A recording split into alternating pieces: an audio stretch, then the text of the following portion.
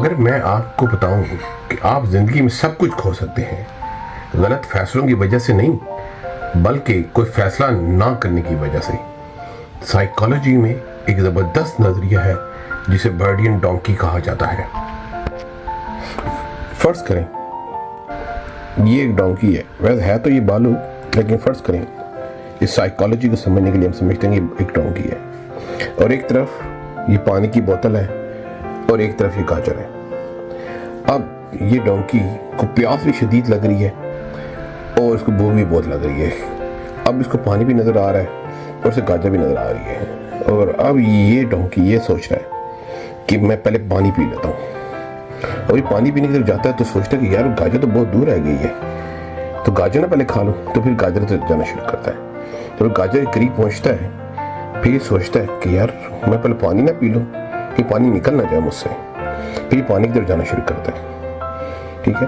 اور یہ فیصلہ نہیں کر پاتا کہ میں یا پانی پیوں یا میں گاجر کھاؤں، تو انہی دونوں کے درمیان یہ موو کرتا ہے، اور پیاس اور بھوک کی وجہ سے یہ ادھر گر کے مر جاتا ہے، نو اسٹیٹ باڈی، اور آخرکار دونوں چیزیں کھو دیتا ہے۔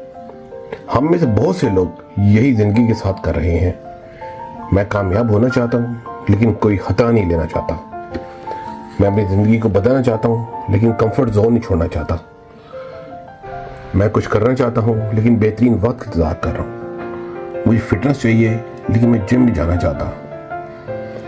اصل سبق یہ ہے کہ آپ کو ہمیشہ بہترین فیصلہ کرنے کی ضرورت نہیں ہے، بلکہ آپ کو ایک فیصلہ کرنے کی ہمت و طاقت چاہیے۔